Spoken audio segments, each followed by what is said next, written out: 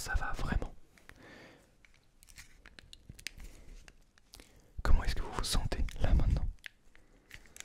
Je tourne le soir de la Saint-Valentin, donc le soir où est sortie la vidéo avec le micro, l'enregistreur numérique. Et j'ai vu passer beaucoup de personnes qui sont un petit peu tristes en ce moment parce qu'ils sont tout seuls pendant la Saint-Valentin. Bon, moi je suis pas tout seul, je suis avec vous, bien sûr. Mais est-ce que être tout seul c'est finalement triste? Est-ce que vous le prenez d'une manière triste? Ouais, c'est une vraie question. Mais est-ce que ça vous impacte? Est-ce que vous allez bien? Profondément bien? Ou est-ce que quelque chose ne va pas? Et si vous savez pas quoi, et ben après cette vidéo, ou maintenant, faites pause. Posez-vous, asseyez-vous, allongez-vous et demandez-vous si ça va.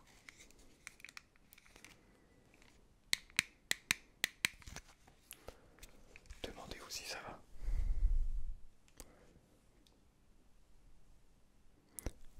Est-ce que ça va? Est-ce que tout va bien? Est-ce que tout va bien?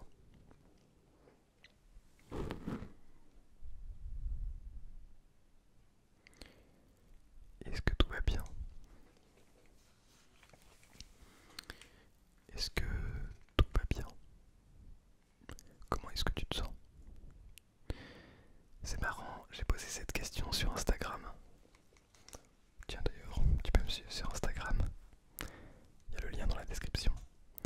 J'ai posé la question sur Instagram, comment ça va? Et c'est drôle, j'ai reçu plusieurs réponses. Oui, surtout des oui. Et j'ai eu des personnes, d'ailleurs peut-être que ils ou elles se reconnaîtront, qui sont venus me parler de leurs problèmes, ou de leur vie qui allait très bien d'ailleurs.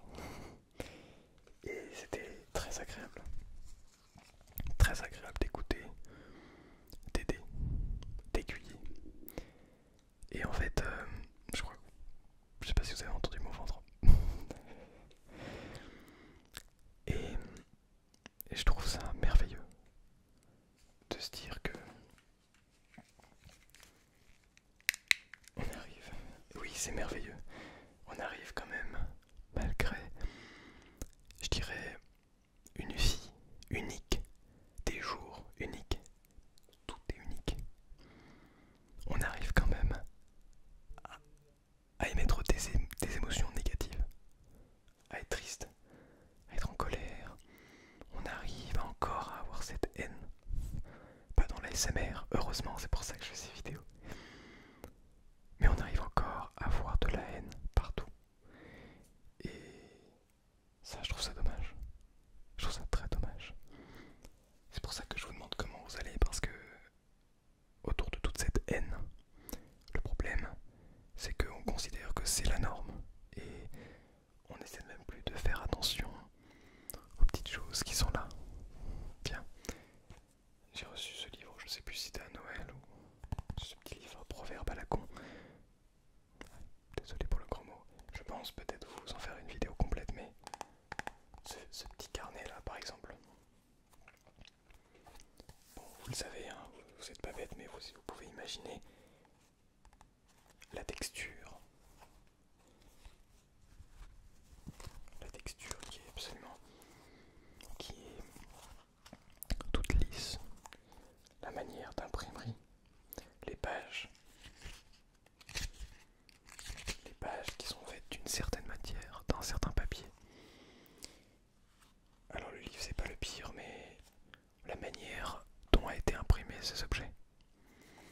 Je prends un autre objet que j'ai là. Je pense que j'ai que ça. J'en ai d'autres, mais ça par exemple. C'est un objet en plastique. Donc peut-être ça a été fait en usine. Bon, ça a peut-être été fait en France ou je ne sais pas. Mais en tout cas, ça clignote. Tac. C'est une lampe frontale hein, d'ailleurs. Je vais voir si je peux la mettre.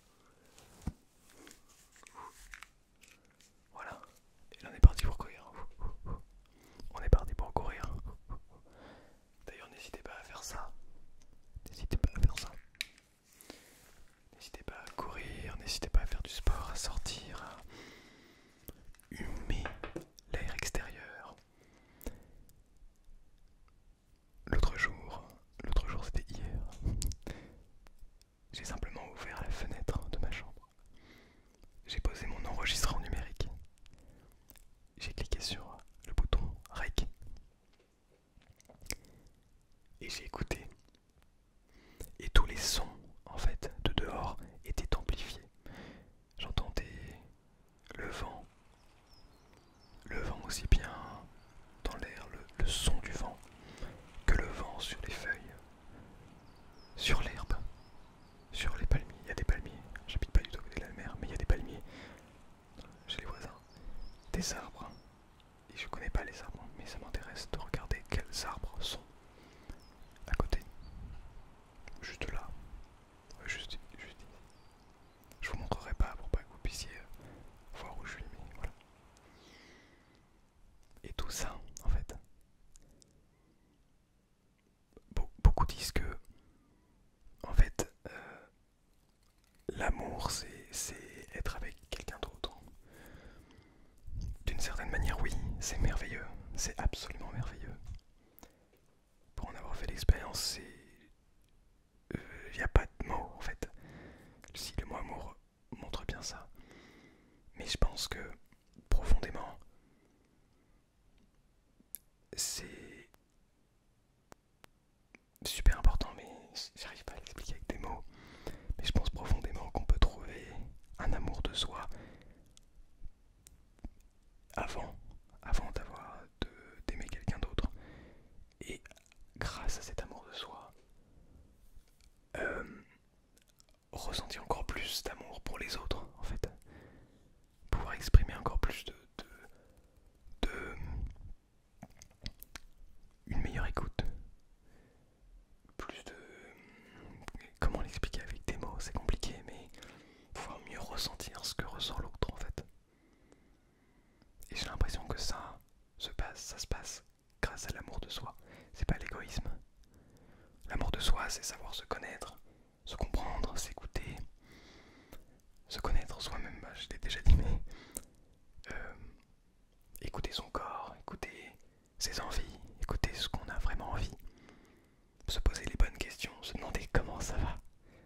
Peut-être pas quotidiennement, au début c'est difficile de le faire quotidiennement, mais de plus en plus, vous voyez ce que je veux dire, de se demander tout ça.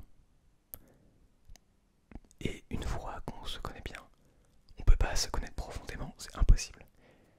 Je vous le dis, même les plus grands de ce monde, les gens qui ont atteint un niveau, un niveau de sagesse spirituelle ultra élevé, comme Gandhi, comme Nelson Mandela par exemple, ces mecs, je me permets de les appeler ces mecs, vous m'en voudrez pas les gars, ne sont pas arrivés au bout du processus. On ne peut pas arriver au bout du processus. Le bout du processus, c'est la mort en fait.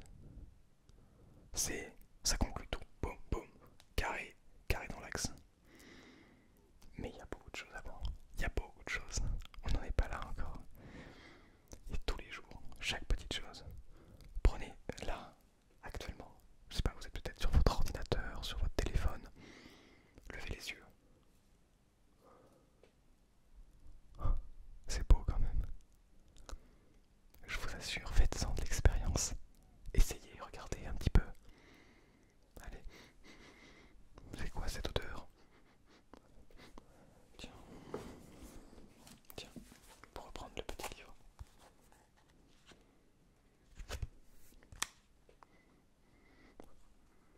Ça me rappelle la librairie.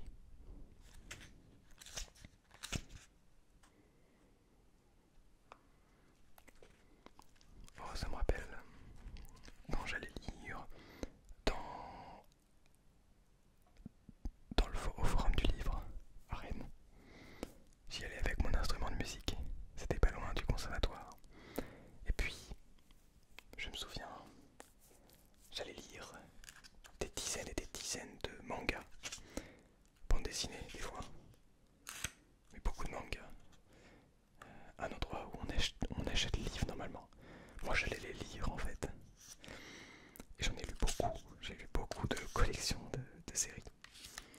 Et cet auteur me rappelle ce moment. Ces moments parce que ça a quand même duré des années. Oui, j'ai dû lire beaucoup de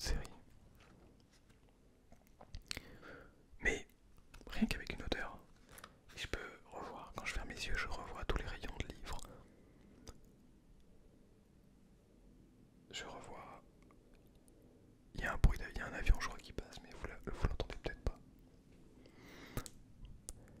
Je revois en fait les bibliothécaires, les libraires.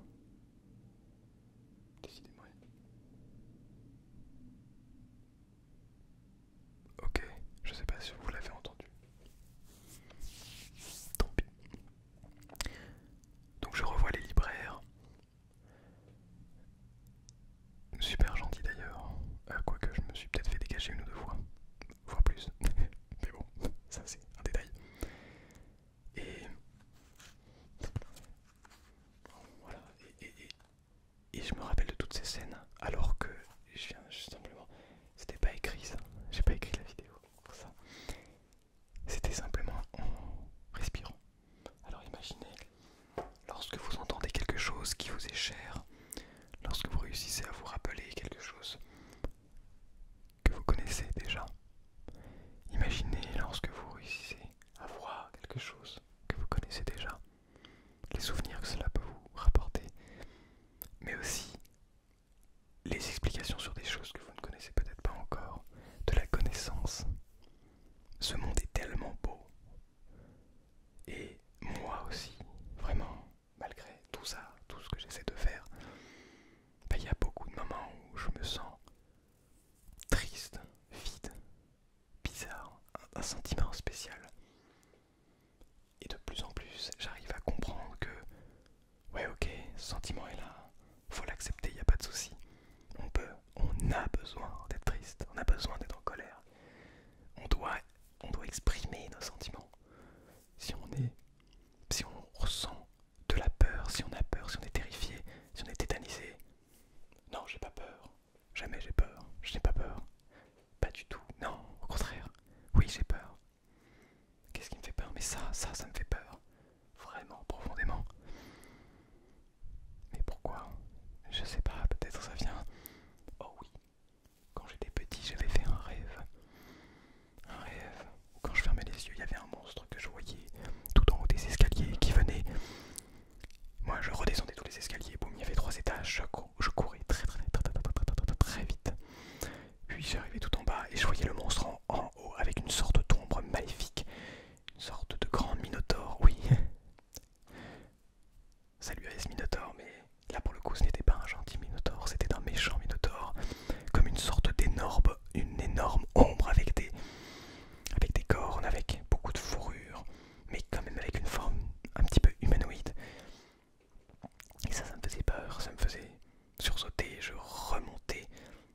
Je me Je me réveillais comme ça, en pleine nuit, avec des sueurs froides, profondément. Et ce rêve est arrivé plusieurs jours d'affilée. Je me souviens. Puis plus rien. Comme si ce cauchemar n'avait pas existé. Et je ne m'en rappelle pas tous les jours. Mais là, en vous parlant de la peur, en vous expliquant qu'on peut avoir des peurs, je me souviens de ce cauchemar que je faisais quand j'étais jeune, tout petit. Pas si petit que ça, hein. Quelques 5, 6, 7 ans peut-être. C'est complètement fou. C'est un vrai cauchemar. Alors vous imaginez, aujourd'hui, je vois ce cauchemar. Et ça ne veut pas dire que j'en ai plus peur. Mais je comprends ma peur. Je sais pourquoi j'avais peur. Parce que j'étais tout petit. Et que une grosse bête qui vous court après. Mais une grosse bête qui fait bien 3 mètres. 3 mètres quand on est tout petit. C'est à peu près 1,50 m, d'accord? Donc, ne m'en foutez pas. Mais cette bête faisait au moins 15 mètres de haut. 15 mètres. Je sais pas si vous vous rendez compte. Et elle a été capable de me faire peur pendant des semaines. Elle n'existait pas. Vraiment, elle n'existait absolument pas. Mais elle a quand même réussi à me faire peur. C'est beau, c'est fort. C'est flippant aussi, mais ça c'est autre chose. Alors voilà. Acceptez-vous. acceptez-vous tel que vous êtes. Et attendez, le temps fait le travail à votre place. Je vous conseille une musique d'Orelsan d'ailleurs. Note pour trop tard. Elle dure 7 minutes, toutes les paroles sont claires. C'est trop bien, vraiment c'est génial. Je vous la conseille. Et vous allez voir, vous allez vraiment aimer. Pas ce soir évidemment, dormez avant.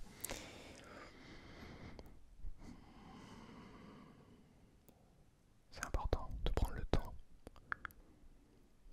Je pense faire une vidéo sur ma chaîne principale. C'est celle-ci ma chaîne principale, mais sur une autre chaîne. Sur pourquoi ne prenons-nous plus le temps de rien. Vous qui regardez cette vidéo, vous faites partie des gens qui prennent le temps. Parce que prendre le temps de regarder, d'écouter une vidéo ASMR, ce n'est pas le cas de tout le monde. Tout le monde n'est pas capable de le faire. Toutes les personnes qui vous regardent, qui vous disent ah, tu écoutes de l'ASMR, c'est ridicule, c'est ridicule. Ces gens-là, même si vous avez envie de les frapper, ils sont pas capables de prendre ce temps. Et c'est ces mêmes personnes, lorsque vous leur dites mais prends le temps, j'ai pas le temps moi. J'ai pas le temps, je suis occupé. Tu les vois avec des cernes là comme ça, ils sont super fatigués. Ils prennent jamais le temps. Ils sont pas forcément malheureux, mais ils sont en tout cas pas frais, pas heureux, pas profondément bien. Non. Non, non, non. Non, eux, tout ce qui compte c'est de faire de l'argent, c'est tout, c'est tout. Le reste, mais que nenni, que nenni. Ah là là.